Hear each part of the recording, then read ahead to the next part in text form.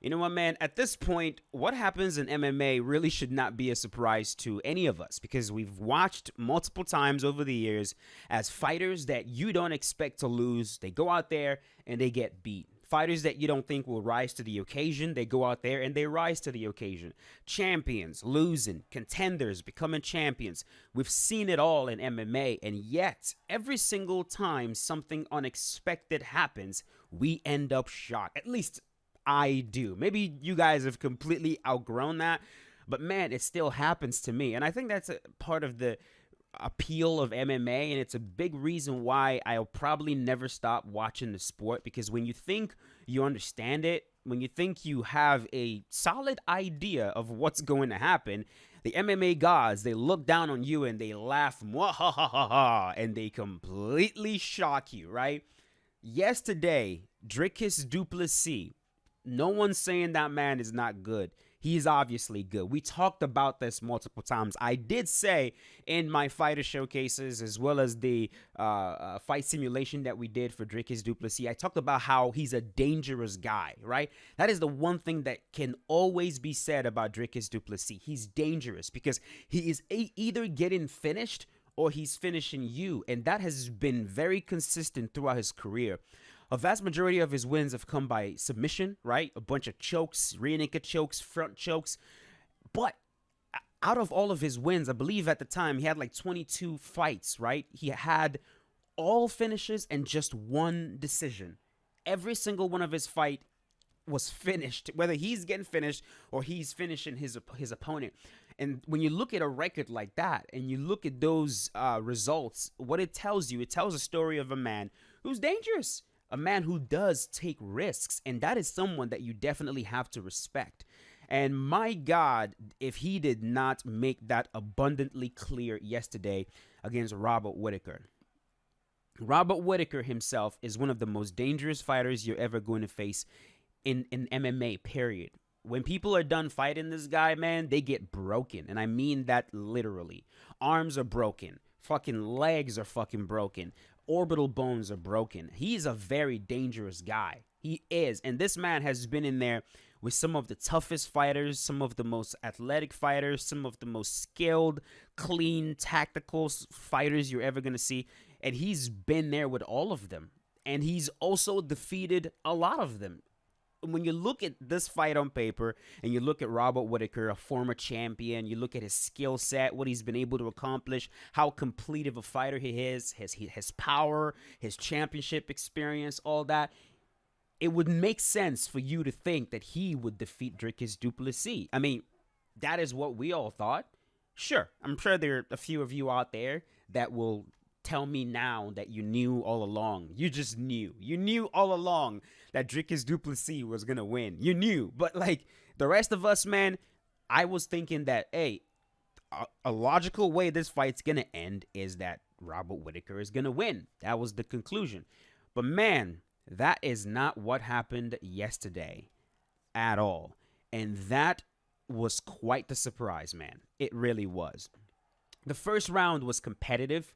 On the feet, it was pretty clear that Robert Whittaker had the advantage when it comes to skill. As in, like, when it comes to, like, it's difficult to say, oh, this guy has more skill, even though you finished him on the feet. But, like, there's a textbook way of doing things, right? Like a more classical way of doing things, a more normal way of doing things. And then there is the unorthodox, even though there is a method to the madness. And that is how you would describe Dricus Duplessis, right? I was talking to Romero yesterday while we were watching the fight together, and we were liking it. He likened it to fighting someone in EA Sports UFC 4, and they throw a long combination. They are very, very low on stamina, and then when you expect them to back up and try to regain their stamina, they chuck a head kick at you. It's something that, for a lack of a better term, it's something that someone that's not good would do, but then they make it work. And that is what you see with Dricus Duplessis, right? With Dricus Duplessis, it kind of reminds you of that meme from Breaking Bad. He can't keep getting away with this. It's like, how is he getting away with fighting the way he fights? Because when you watch him, it just looks so jittery, and it doesn't look clean, and it looks dirty, and it looks awkward, and it looks off, and yet it is so effect. I mean, you can't deny its effectiveness now. He just freaking stopped Robert Whittaker. There's no denying it now. But we can also point out how weird the man's fighting style looks.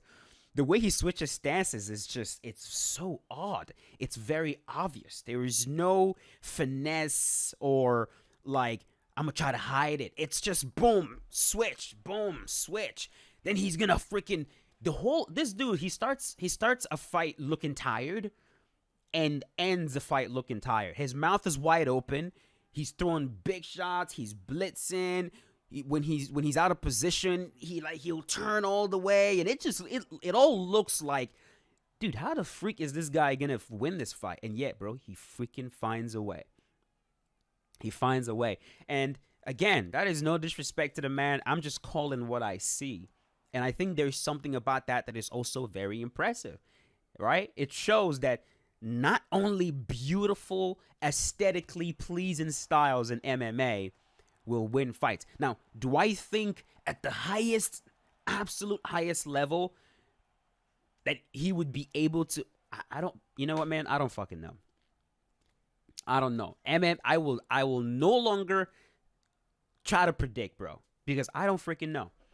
Right now, as I'm sitting here thinking about it, it seems unlikely to me that he is going to be able to defeat Israel Adesanya. I just don't see it. I don't see how that happens in my head, right? I try to envision it. I just don't see it. I think Israel is going to be too clean. I think he's going to use his distance management to like stop some of those blitzes. He's going to leg kick him over and over again. Those leg kicks will not be difficult to find. Yes, there's the grappling angle. I mean, this man took down Robert Whittaker with a fucking hip toss. Robert Whittaker is known for having a notoriously good takedown defense, and this man took him down with a hip toss. It just goes back to what I'm saying. There has to be something, not has to be. There is something difficult about fighting someone that zigs when they should zag, and they zag when they should zig. Someone who doesn't dot their I's and cross their T's, but they cross their I's and dot their fucking T's. There's something odd about fighting someone who turns everything on its head, and they do everything that you're not supposed to do, right? Because a vast majority of people that you train with, they try to do things the right way, and and that's what you get used to, right? You get used to a specific stance, the way people throw their jabs and their straight, right? When someone throws a jab, they follow up with a cross, then they follow up with a left hook, then they follow up with a right hook. There's a flow of things that you get used to, like textbook. Then you run into Marcos Maidana, right? Marcos Maidana is a boxer that, like, when you go back and watch his fight versus Floyd Mayweather, man, there was some fucking sketchy moments where you're like, holy shit, is this? He's fucking clubbing and you're like, bro, he is swinging like a dude. He's swinging his punches at weird Khabib Nurmagomedov with his freaking Falcon uppercut thing. He'll never teach anybody to do a fucking uppercut in that way, but Khabib figures out a way to make it work, right? That is what we're seeing with Dricus du Plessis. And I don't know if that's going to work against Israel, just because Israel has been doing this for such a fucking long time, and he has quite literally seen every possible. I mean, this dude fought. He's fought them all. He's fought every single style of striker that you can imagine. I just don't know if it's going to be enough. I don't know. But again, this sport is crazy, man. This sport is fucking crazy. We might end up being surprised. We really might. Of course, you know, in the end of it, Israel enters the cage and he says some stuff that I'm pretty sure people will consider to be very controversial. We can talk about that later. But, hey, man, went out there and did his thing. You got to respect it. Went out there, pinned Robert Whittaker against the cage with strikes, and shredded him. Beautiful shot to the body. Boom, boom, boom, boom. Robert is just getting mowed down as he's dropping to a knee. That's something you don't think you'll see, right? And he just got him out of there. Absolutely got him out of there. But, man, so yeah, Dricus du Plessis Respect to the man. He went out there, did his thing, and I'm looking forward to seeing him versus Israel Adesanya in the future. So yeah, I'm gonna leave it at that. Let me know in the comment section what you guys thought about the whole fight. Were you surprised, or did you know it was gonna happen all along? Right? Did you know? Let me know.